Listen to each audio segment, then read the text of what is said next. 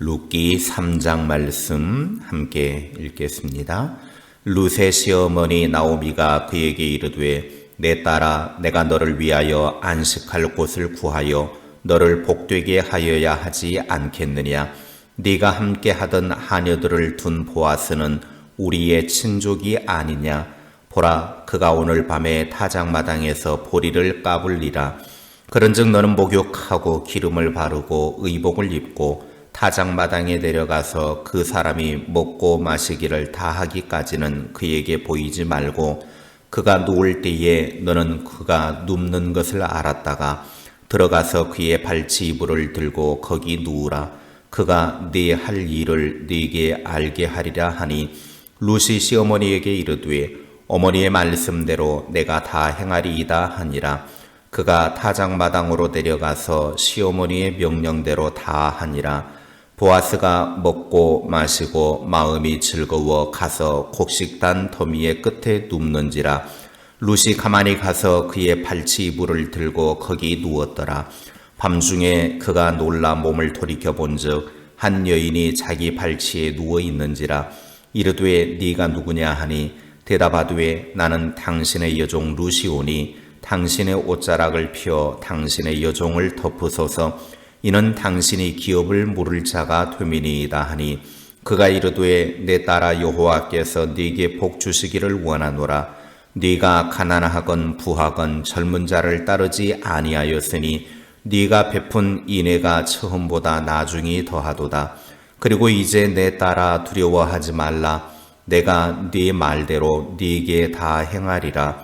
네가 현숙한 여자인 줄을 나의 성읍 백성이 다 아느니라. 참으로 나는 기업을 물을 자이나 기업 물을 자로서 나보다 더 가까운 사람이 있으니 이 밤에 여기서 머무르라. 아침에 그가 기업 물을 자의 책임을 네게 이행하려 하면 좋으니 그가 그 기업 물을 자의 책임을 행할 것이니라. 만일 그가 기업 물을 자의 책임을 네게 이행하기를 기뻐하지 아니하면 여호와께서 살아계심을 두고 맹세하노니 내가 기업 물을 자의 책임을 네게 이행하리라. 아침까지 누워 있을지니라 하는지라. 룻이 새벽까지 그의 발치에 누웠다가 사람이 서로 알아보기 어려울 때에 일어났으니 보아스가 말하기를 여인이 타작마당에 들어온 것을 사람이 알지 못하여야 할 것이라 하였음이라. 보아스가 이르되 네 겉옷을 가져다가 그것을 피어서 잡으라 하매 그것을 펴서 잡으니 보리를 6번 되어 룻에게 지워주고 성읍으로 들어가니라. 룻이 시어머니에게 가니 그가 이르되 내 딸아 어떻게 되었느냐 하니 룻이 그 사람이 자기에게 행한 것을 다 알리고 이르되 그가 내게 이 보리를 6번 되어주며 이르기를 빈손으로 내 시어머니에게 가지 말라 하더이다 하니라. 이에 시어머니가 이르되 내 딸아 이 사건이 어떻게 될지 알기까지 앉아 있으라. 그 사람이 오늘 이 일을 성취하기 전에는 쉬지 아니하리라 하니라. 아멘. 룻의 시어머니 나호미는 며느리 룻을 딸처럼 생각했습니다. 1절에 내 딸아 라고 말하는 것을 보면 알 수 있습니다. 룻은 친정어머니 모시듯 시어머니 나오미를 모셨습니다. 그 마음을 시어머니도 알고 있었습니다. 그래서 시어머니 나오미는 룻의 재혼을 위해서 내가 너를 위하여 안식할 곳을 구하여 너도 행복하게 살도록 해주겠다라고 그렇게 말합니다. 보아스가 룻에게 관심을 갖고 있음을 시어머니는 눈치를 챘습니다. 나오미는 룻이 보아스와 재혼을 통해서 자식 낳고 대를 이어 행복한 삶을 살도록 치밀하게 계획을 세웁니다.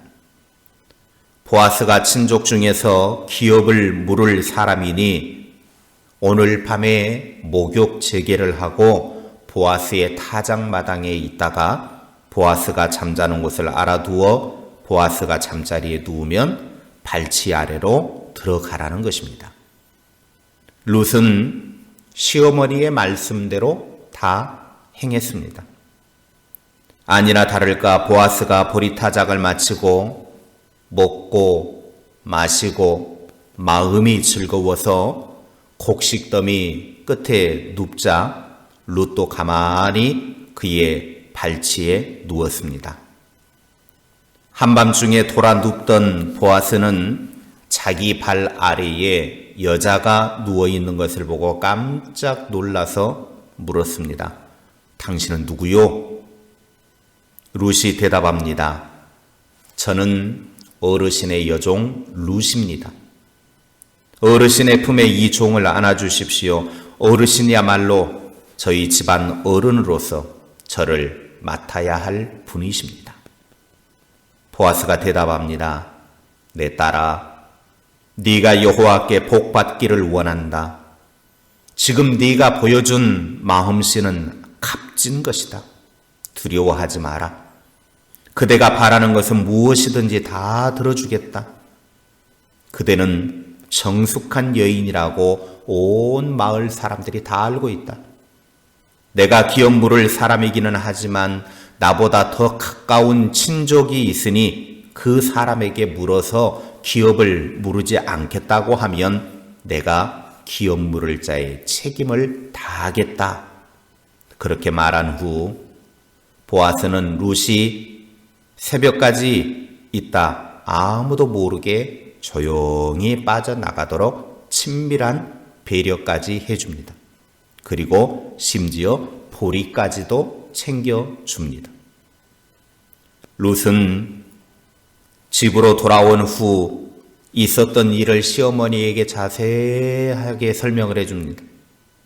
그러자 시어머니는 그분이 분명 오늘 안으로 이 일을 결말 지을 것이니 이 일이 어떻게 되는지 우리 기다려보자. 그렇게 말합니다. 룻기 3장은 보아스와 룻의 결혼을 위한 시어머니의 치밀한 작품입니다. 시어머니가 며느리의 효심이 감동이 되니까 최고의 작품을 치밀하게 계획하게 된 것입니다. 오늘 룻기 3장을 통해서 우리가 묵상해야 될 내용이 있습니다. 첫째, 사랑하면 관계가 좋아집니다. 1절에 시어머니 나오미는 며느리 룻을 부를 때 내 딸이라고 호칭을 합니다. 며느리는 며느리지 어떻게 내 딸이 됩니까? 그런데 시어머니는 며느리를 부를 때 내 딸아 그렇게 부르고 있습니다. 그리고 5절에 며느리 룻은 시어머니 나오미를 가리켜서 어머니라고 부릅니다. 어머니. 며느리를 딸처럼 대하고 시어머니를 친정 어머니처럼 대하는 관계가 되니까 서로의 행복을 위해 노력할 수밖에 없었습니다. 룻은 어머니의 남은 생애를 행복하게 해드리고 싶어서 밭에 나가 일하는 것을 마다하지 않았습니다. 나오미는 며느리의 미래가 행복으로 가득하기를 원해서 보아스와 연결해 주기 위해 온 힘을 쏟았습니다. 우리의 삶 속에 모든 갈등과 싸움의 원인은 사랑이 없기 때문입니다. 사랑하면 관계가 좋아집니다. 우리의 눈에 사랑의 콩깍지가 씌워지기를 바랍니다. 하나님께 사랑의 마음을 달라고 기도하시기 바랍니다. 그래서 세상의 모든 것이 사랑으로 보이고 사랑으로 품을 수 있기를 주님의 이름으로 축원합니다. 둘째, 말씀대로 순종하는 사람이 되어야 합니다. 나오미는 며느리 룻에게 오늘 밤에 목욕을 하고 몸에 기름을 바른 다음 겉옷을 입고 타작마당에 내려가서 보아스의 잠자리에 몰래 들어가라고 말합니다. 그러면 보아스가 어떻게 해야 할 것인가를 알려줄 것이라고 일러줍니다. 이때 룻이 뭐라고 말합니까? 3장 5절입니다. 룻이 시어머니에게 이르되 어머니의 말씀대로 내가 다 행하리이다 하니라. 모르는 남자에게 자신의 몸을 맡기는 일인데 시어머니의 명령대로 다 행하겠다고 절대 순종하는 모습을 보여줍니다. 현숙한 여인이었을 뿐만 아니라 이런 절대 순종의 삶이 있었기 때문에 보아스와 룻을 통해서 다윗의 할아버지 오벳을 낳는 축복을 누리게 된 것입니다. 그리고 다윗의 후손을 통해서 메시아 예수 그리스도가 탄생하는 복을 누렸습니다. 룻은 비참한 여인이었습니다. 결혼을 하여 아들을 낳기도 전에 일찍 남편과 사별했습니다. 고향을 떠나 베들레헴에 와서 어렵게 살았습니다. 그러나 시어머니를 봉양하며 성실하고 최선을 다해 살았습니다. 결국 그는 베들레헴 최고의 부자와 결혼해서 아들을 낳고 다윗의 증조 할머니가 된 것입니다. 우리도 하나님의 말씀에 절대 순종하게 되면 언젠가는 룻처럼 이런 축복을 누리게 된다라고 하는 것을 보여주셨습니다. 설령 이런 축복의 대가가 주어지지 않는다고 해도 우리는 하나님의 말씀이라면 순종하는 삶이 되어야 할 줄로 믿습니다. 셋째, 서로의 허물을 덮어주는 사람이 되어야 합니다. 오늘 본문에서 갑자기 이불 속으로 들어간 룻을 발견하고 보아스가 깜짝 놀라자 룻은 보아스에게 9절에 보면 당신의 옷자락으로 시녀를 덮으소서라고 합니다. 그 말을 듣는 순간 쓸쓸한 밤에 포도주 마시고 보아스에게 룻처럼 이렇게 아름답게 보인 여성이 어디에 있었겠습니까? 그때 만약 보아스가 자신의 옷자락으로 룻을 덮지 않았다고 하면 룻은 그 동네에서 순식간에 매장되었을 것입니다. 남자나 꼬시려고 온 사람이다. 꽃뱀 아니냐? 얼마나 수치스러운 일이고 큰 허물이겠습니까? 그 사실을 알고 룻이 당신의 옷자락으로 시녀를 덮으소서라고 말했는데 이 말의 의미는 당신의 사랑의 품으로 저를 덮어주십시오라는 말입니다. 결국 보아스는 룻을 사랑의 품으로 덮어주었습니다. 그 순간 그날 밤은 두 사람에게 생애 최고의 밤이 되었을 것입니다. 하나님이 은혜를 베풀어주는 사람은 주님의 보혈로 인생의 큰 죄와 허물이 덮이고 또한 그 사랑에 감격해서 서로의 허물을 덮어주는 사람에게 은혜를 주십니다. 우리는 항상 우리의 허물을 덮어주신 하나님의 놀라운 10,000달란트의 빚을 탕감받은 사랑을 생각하고 우리에게 허물을 보인 사람의 100데나리온의 빚을 탕감해 주어야 합니다. 이제 배우자의 허물을 덮어주고 자녀의 허물을 덮어주어야 합니다. 직장 동료의 허물을 덮어주고 꼴보기 싫은 사람의 허물을 덮어주어야 합니다. 이웃 사람들의 허물을 덮어주어야 합니다. 이 세상에서 제일 힘든 일 중에 하나는 꼴보기 싫은 사람의 꼴보기 싫은 모습을 용납하고 그의 허물을 덮어주는 것입니다. 그것은 원수를 사랑하는 것만큼 힘듭니다. 그래도 그의 허물도 덮어주려고 해야 합니다. 바로 그 순간 하나님의 놀라운 은혜의 역사가 나타나기 때문입니다. 기도하겠습니다.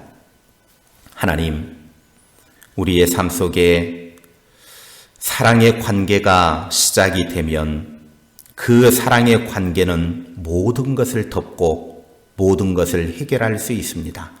하나님, 우리의 마음에 사랑의 마음을 덧입게 하여 주시옵소서. 우리에게 사랑으로 품을 수 있는 마음을 주셔서 그 사랑으로 모든 것을 대할 수 있도록 은혜 베풀어 주옵소서. 우리의 삶에 사랑이면 모든 것을 해결할 수 있습니다. 사랑으로 서로의 허물을 덮어주는 사람 되게 하여 주시옵소서. 그래서 서로의 허물을 덮어주어 그 덮어주는 은혜를 누리는 아름다운 삶을 살게 하옵소서. 우리는 하나님으로부터 나의 모든 허물과 죄를 다 덮음받은 사람입니다.